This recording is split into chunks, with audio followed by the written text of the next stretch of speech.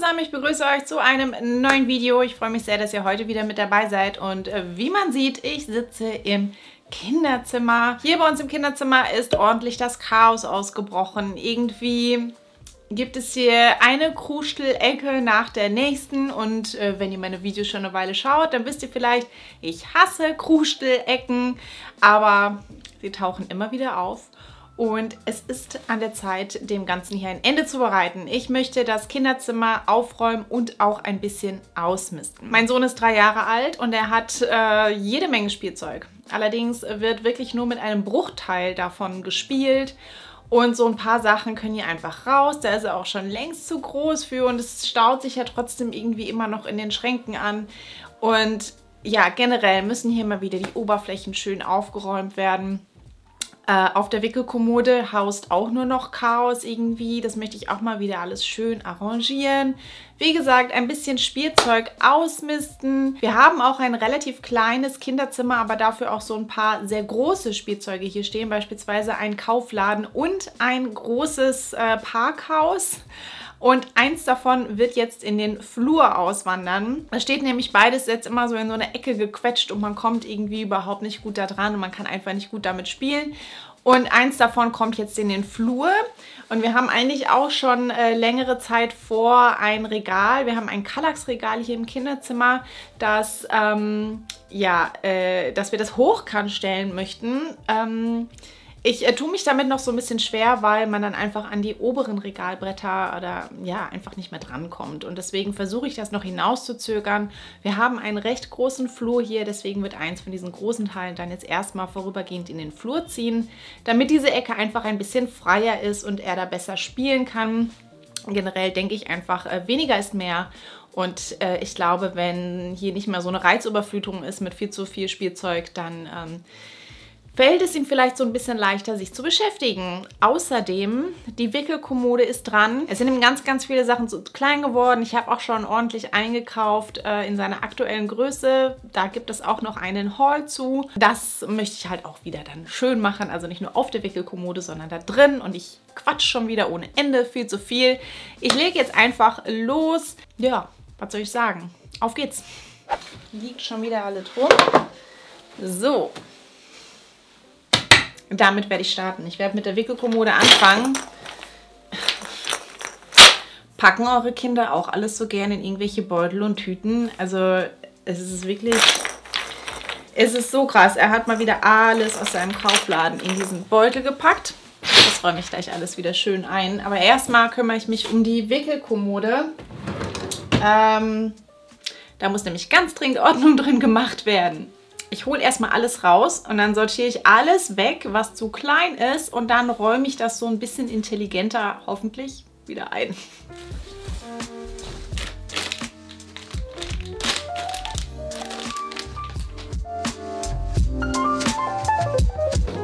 Es ist aktuell nicht allzu viel drin, weil ich gewaschen habe, beziehungsweise das noch nicht trocken ist und noch auf dem Wäscheständer hängt. Deswegen ist es hier eigentlich gerade ziemlich leer.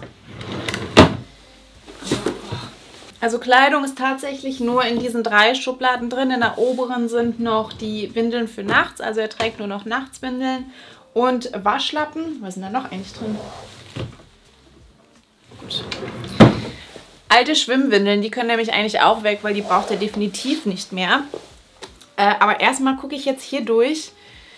Das sein Schal, den braucht er definitiv demnächst wieder, beziehungsweise ist halt eher so ein richtig dicker Winterschal. Die habe ich zu groß gekauft. Mützen, ja, die passt ihm auf jeden Fall noch. So, die habe ich letztes Jahr gekauft. Ich habe ihn halt für diesen Herbst so eine schöne neue Mütze gekauft. Ich mochte die so gerne letztes Jahr. Da muss ich mal testen, ob die ihm noch passt. Ich finde die auch immer noch sehr, sehr hübsch, muss ich sagen. Ja, Badekleidung, das ist halt so mega schade. Wir wollten ja eigentlich dieses Jahr in Urlaub fahren. Der Sommerurlaub hat sich dann ja zerschlagen. Und ich hatte schon eingekauft, halt UV-Kleidung und so. Hat er jetzt nicht einmal angehabt. Und ich hoffe einfach, dass das nächstes Jahr eventuell noch passt. Ich habe Mützen übrigens hier in diesen Aufbewahrungsdingern. da sind die Handschuhe. Ganz viele einzelne Handschuhe, ist auch fantastisch. Ne, die gehören zusammen. Hier sind ja auch noch Tücher, so richtig aus seiner Babyzeit drin. Also da ist er definitiv raus. So Halstücher. Das kann weg.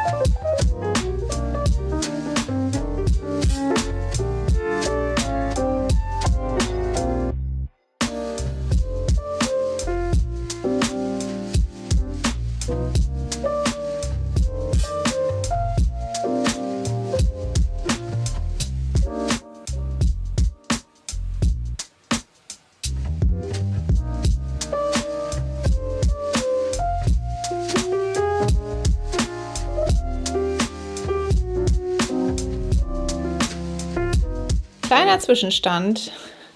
Ich habe da oben mal Staub gewischt, war ganz dringend nötig. So ein bisschen Sachen da auch weggeräumt. So sieht es jetzt auf der Wickelkommode aus. Es wird nicht lange so bleiben, das weiß ich jetzt schon, aber immerhin. Und der kleine Tisch. Der sieht jetzt gerade so aus. Der ist leider schon total vollgemalt mit irgendwelchen Stiften, die leider nicht wirklich abgingen. Aber da standen vorher ganz, ganz viele Bücher drauf und die Ladestation seiner Tony-Box. Das werde ich jetzt aber nochmal woanders hinpacken.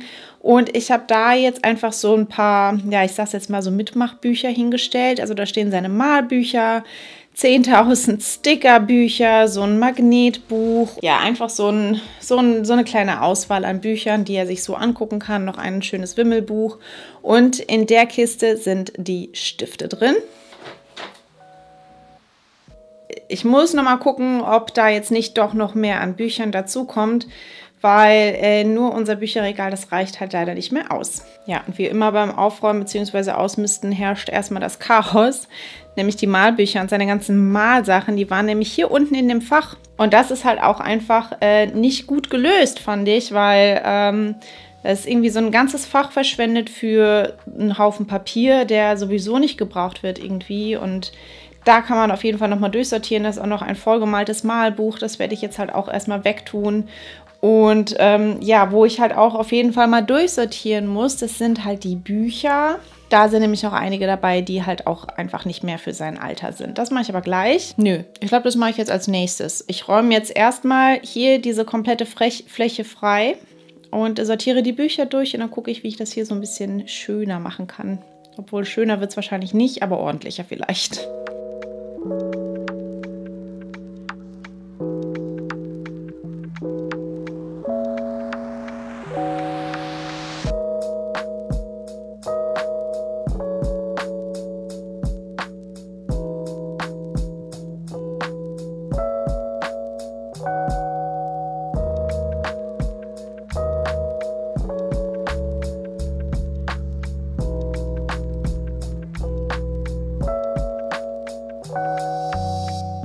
Okay, ich bin selber überrascht. Es ist einiges an Büchern jetzt rausgeflogen. Nämlich dieser Stapel hier. Das sind alles Bücher, die ihn entweder überhaupt nicht interessieren oder für die der Kleine einfach mittlerweile zu groß sind. Ja, das packe ich erstmal weg. Die Frage ist dann halt wieder, wohin damit? Man sortiert aus und irgendwie wegschmeißen will man es auch nicht, wenn man denkt, ja, vielleicht braucht man es ja doch nochmal irgendwann. Naja, ebenfalls aussortiert aus seinem Schrank mit den Spielen habe ich dieses hier, die Entdeckersteine. Also da ist er schon lange drüber. Die wollte ich schon seit Ewigkeiten mal da rausholen. Ja, sonst sieht es hier drin so aus. Er ist nicht so der Gesellschaftsspieler, habe ich schon mal in dem Video erzählt. Ich gebe die Hoffnung aber nicht auf. Also wir haben Memory, wir haben das Fischeangeln von Haber, wir haben der Maulwurf, das Maulwurfs Lieblingsspiel oder so. Das ist eine Version von Mensch, ärgere dich nicht für Kinder. Und dann haben wir hier noch so ein Balancierspiel. Das macht er hin und wieder mal ganz gerne. Dann ist hier noch ein zweites, so ein Billo-Memory drin. Und sein Lügkasten, das macht er halt auch tatsächlich ganz gerne. Da überlege ich ihm den auch vielleicht auf den Tisch zu legen, weil er dann halt eher dazu greift. Hier dieses Steckspiel, das habe ich jetzt nochmal drin gelassen. Das macht er nämlich hin und wieder ganz gerne, weil er baut nämlich echt gerne Türme damit. Deswegen bleibt das erstmal. Hiermit bin ich nicht wirklich zufrieden, weil ich glaube, das ist keine gute Lösung. Tonis ist halt bei uns echt ein Problem. Da stehe ich jedes Mal da und denke mir, wohin damit? Ich möchte seit Ewigkeiten schon ein schönes Toni-Regal haben. Ich habe auch mal angefangen, eins selber zu bauen. Habe ich auch in einem Video bzw. in einem älteren Vlog dann auch mal erzählt. Das ist aber leider nichts geworden. Deswegen habe ich das dann halt auch wieder entsorgt, weil es einfach nicht schön war. Ja, ich suche da immer noch nach etwas Schönem, also was mir halt optisch gefällt und was auch zu einem normalen Preis ist. Jedenfalls habe ich die jetzt erstmal, weil die mich hier oben drauf nämlich immer genervt haben, habe ich die jetzt hier unten in dieses Fach reingestellt. Ob das jetzt besser ist, weiß ich nicht.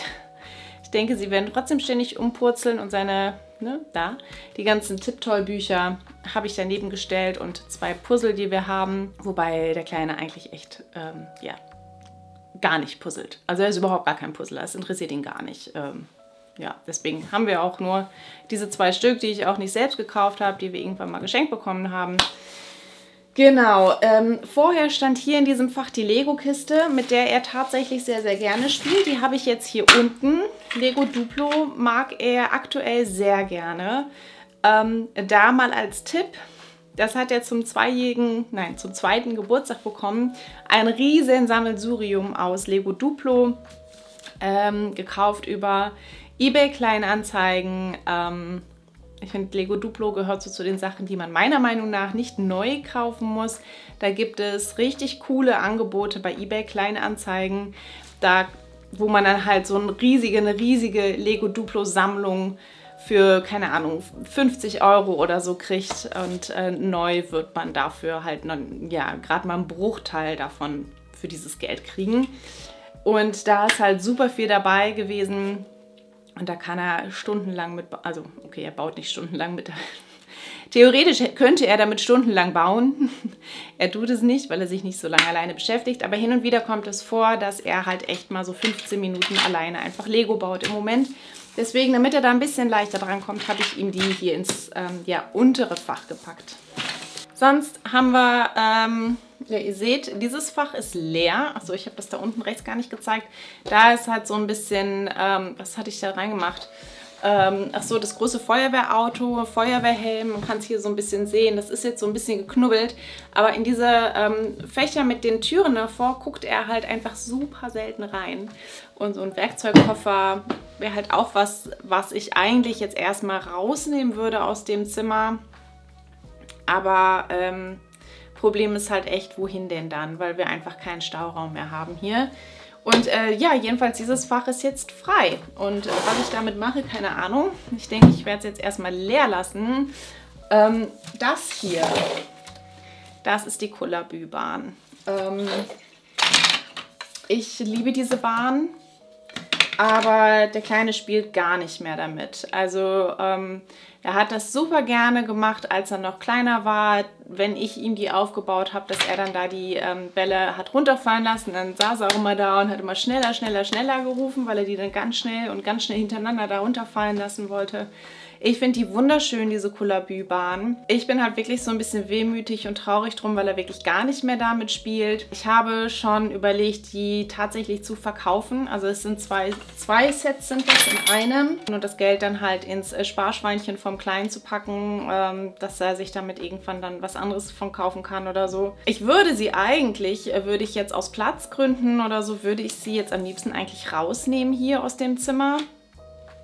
Aber auch da nochmal, keine Ahnung, wohin damit. So unter seinem Bett sind 2 sehr große Schubladen und in der einen Schublade habe ich sämtliche größere Fahrzeuge drin, bis halt auf das große Feuerwehrauto jetzt gerade, und überlege halt, ein, zwei davon dann halt hier in dieses Fach zu stellen, beziehungsweise in ein offenes vielleicht, ja, dann halt hier rein, dass er halt dann nochmal damit spielt. Sein Playmobil-Flugzeug beispielsweise, da hat er eine Zeit lang super gerne mitgespielt und aktuell ist es wieder so ein bisschen in Vergessenheit geraten. Ich kann halt diese Teile von der Kugelbahn auch nicht einzeln in diese Schublade schmeißen. Die müssten halt irgendwo rein und diese ganze Holzkiste passt halt sowieso nicht da rein. Ich habe ein Problem. Ich habe echt ein Problem gerade. Naja, okay. Ich stelle sie erstmal nochmal hier unten rein. Und dann geht es dieser Kiste hier an den Kragen. Und das ist wirklich eine Problemkiste, muss ich sagen. Bitte sagt mir, dass ihr das auch habt im Kinderzimmer. Eine Kiste, wo einfach nur Scheiß drin ist. Eine Kiste, wo jeder Kleinkram und alles einfach reingeschmissen wird. Das Ganze hat mal angefangen als Autokiste, eine Kiste für seine Spielzeugautos. Und dann kam einfach immer mehr Mist dazu, der da reingeschmissen wurde. Oh. Ja, und jetzt ist es halt echt einfach nur noch Chaos. Und ganz viele Sachen, für die er schon längst so groß ist, sind da noch drin. Da werde ich jetzt aussortieren. Seine Kopfhörer beispielsweise gehören da überhaupt nicht rein. Ja, ich gucke mal durch. Ich sehe schon halt hier dieses Haber-Puzzle, ne? Also, der ist 3. Da ist er schon längst drüber. Ja, aber diese Kiste auszusortieren, das schiebe ich schon sehr, sehr lange vor mich her, weil ich da überhaupt gar keine Lust drauf habe.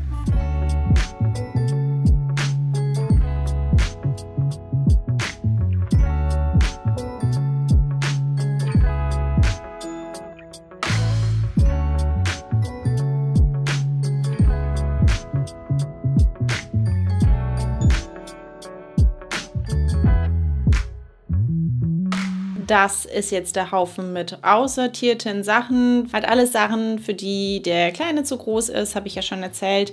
Die 2 Schnuffelhasen, die guckt er halt auch echt überhaupt nicht mehr an. Die werde ich waschen und dann halt auch einlagern. Dann das erwähnte Haber-Puzzle, da sind ja auch die ganzen Bücher. Dann noch so eine Schlange zum Hinterherziehen. Alles Sachen, die er einfach als 3-Jähriger, mit denen er überhaupt nicht mehr spielt. Und da sind auch noch Tututflitzer drunter. Die kommen auch erstmal in eine Kiste. Und dann werde ich mich jetzt als nächstes um diese Ecke hier kümmern. Ihr seht, da steht der Kaufladen und davor die Parkgarage. Die hat er zu seinem 3. Geburtstag bekommen. Die Parkgarage stelle ich jetzt in den Flur mit den ganzen Autos auch drin. Ich sehe schon, da hat er auch schon wieder irgendwelche Sachen abgebaut und rausgebrochen. Fantastisch. Und werde das alles wieder einigermaßen zusammenbauen. Und dann werde ich den Kaufladen schön wieder einräumen. Die ganzen Sachen sind hier noch in der Tüte. Und dann sieht es, glaube ich, hier auch direkt wieder ganz anders aus. Beziehungsweise nicht wirklich anders, aber so ein bisschen leichter und leerer.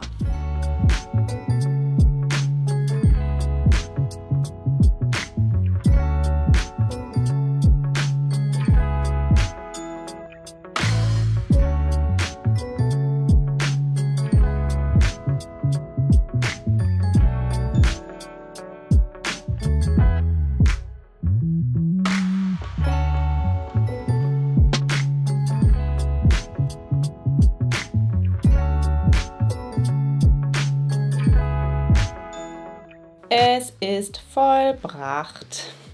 Ihr seht, ich habe die Tonis doch wieder nach oben gestellt, weil irgendwie hat das für mich besser gepasst. Sie werden ständig umplumpsen und ja, aber da oben dann vielleicht doch besser als da unten. Und sonst sieht das Regal jetzt so aus. Da sind alles jetzt so Pappbilderbücher drin, da sind so Geschichtensammlungen und richtige Bilderbücher und halt alles, was wir aktuell aus der Bibliothek da haben. In dem blauen Ding sind Pixie-Bücher drin. Und sonst den Rest habt ihr auch gesehen. Das eine Fach ist nach wie vor frei. Und hier ist der wunderschöne Kaufladen, den ich immer noch über alles liebe, wirklich. Und der wird auch noch bespielt. Gestern Abend erst haben wir da echt richtig viel mitgespielt. Ich finde den sehr, sehr hübsch. Und auch sonst bin ich sehr froh, dass das Thema jetzt erstmal durch ist. Es ist nicht ganz so, wie ich es mir erhofft hatte. Ich habe schon gesagt, ich hätte gerne mehr irgendwie rausgeholt, die man dann halt zu einem späteren Zeitpunkt irgendwie wieder hätte austauschen können mit anderen Sachen, beziehungsweise diese Haber-Kullerbü-Bahn, die ja, muss eigentlich nicht hier stehen, weil die wird sowieso nicht bespielt. Aber naja, es mangelt eigentlich nicht hier an Platzmangel. Ihr habt es gesehen, ein ganzes Regalfach ist wieder leer. Und wir haben auch noch hier unten im Bett Platz. Also hier in dieser Schublade ist so ein bisschen Bettwäsche. Da ist aber auch noch super viel Platz drin. Und in der anderen habe ich einfach alle großen Fahrzeuge, habe ich eben schon erzählt, reingeschmissen. Und das könnte man auch intelligenter lösen. Jetzt haben wir es erstmal so und ich bin froh, es ist jetzt sowieso erstmal wieder aufgeräumt. Das ist ganz gut, das war dringend notwendig. Es ist wieder sauber gemacht hier drin und worüber ich wirklich sehr, sehr froh bin, das ist so diese Kruschelkiste, die hat sich wirklich um die Hälfte reduziert. Da war so viel Zeug drin, was einfach echt Müll war, beziehungsweise was überhaupt nicht da reingehörte. Auch ganz viele leere Ü-Eier. Also das waren bestimmt 8 leere Ü-Eier drin und es ist nicht so, dass er da irgendwie groß irgendwas mitmacht. Naja, aber das ist jetzt auch aussortiert. Es ist das aussortiert, wofür er zu groß ist. Und ja, da muss ich jetzt noch ein Plätzchen für suchen. Mal gucken, wo ich das unterbringen kann. Aber hier im Zimmer von meinem Sohn ist es jetzt erstmal wieder schön. Und Thema Toni-Regal werde ich dann auch nochmal angehen. Mal sehen.